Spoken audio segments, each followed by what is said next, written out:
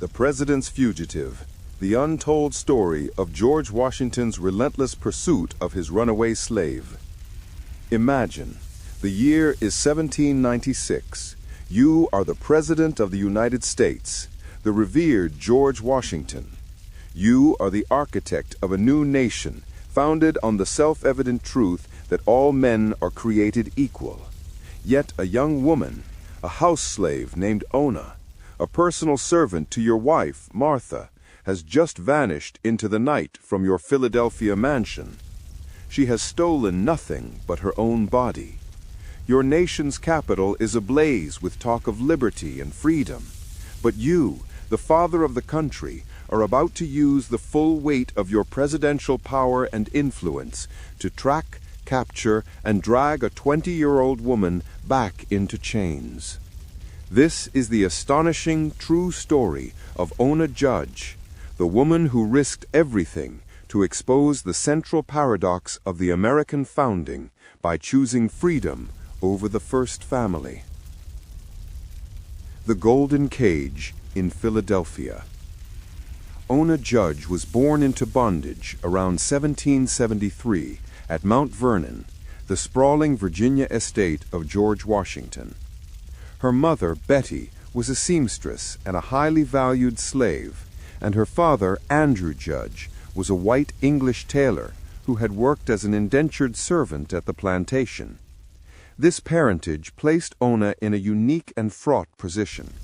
A mixed-race child born into the dower property of Martha Washington, meaning she could not be legally sold by George Washington, but would be inherited by Martha's grandchildren upon her death. This inheritance clause was for Ona a time bomb of future servitude. From a young age, Ona was brought into the elegant, grueling world of the Washington household. She was bright, quick, and beautiful, traits that led to her elevation as Martha Washington's personal enslaved maid. She styled the First Lady's hair, helped her dress, sewed for her, and remained constantly at her beck and call. She became an intimate presence in the most powerful home in the nascent American Republic. In 1790, when the U.S. capital temporarily moved to Philadelphia, the Washingtons moved with it, establishing their presidential household on High Street, now Market Street. The move changed everything for Ona. Philadelphia was a hotbed of abolitionist sentiment. Pennsylvania had passed the Gradual Abolition Act in 1780, a law that stipulated any person brought into the state by a slaveholder and kept there for 6 continuous months would automatically be granted freedom. For the Washingtons, this law was an intolerable inconvenience, a direct challenge to their property rights. As the head of state, George Washington had to uphold the laws of the Commonwealth, but as a Virginia slaveholder, he was determined not to lose his human property. His solution, revealed in meticulous records and letters, was astonishingly cynical. The solstice strategy. Every 6 months, just shy of the freedom deadline, Washington would secretly shuttle his enslaved people, including Ona, across the state line into the relative safety of his properties in New Jersey or back to Mount Vernon. He personally supervised the logistics of this revolving door of bondage, ensuring they were never in Pennsylvania long enough to claim their freedom. This life in Philadelphia was a constant, tantalizing proximity to liberty. Ona lived and worked in a city where free black men and women walked the streets, attended church, and earned wages. She would have interacted with them in the markets, on the streets, and perhaps even in the presidential household, where white servants often worked alongside the enslaved. This exposure to genuine, lived freedom must have been a crucible for her spirit. She was dressed well, housed and fed by the most famous man in the world, yet she understood the brutal reality. She was not a privileged servant, but a ticking clock, always just 6 months away from the freedom she craved, and constantly being yanked back from it by the calculated maneuvers of the man who wrote, The preservation of the sacred fire of liberty is staked on the experiment entrusted to the hands of the American people. The final catalyst for Ona was the discovery of a conversation that sealed her fate. Martha Washington had decided that her granddaughter, Eliza Parke Custis, would soon be married. As a wedding gift, Martha planned to give the young, beautiful Ona to Eliza, a woman known for her capricious and often cruel temper. The thought of being separated from her family at Mount Vernon, though she would still be enslaved, and being placed under the permanent, unpredictable authority of a new mistress, terrified her. Furthermore, this gift would solidify her future bondage, removing any possibility of a benevolent freeing by the aging Washingtons. The 6-month gambit was over. Her time had run out. The escape of May 21, 1796.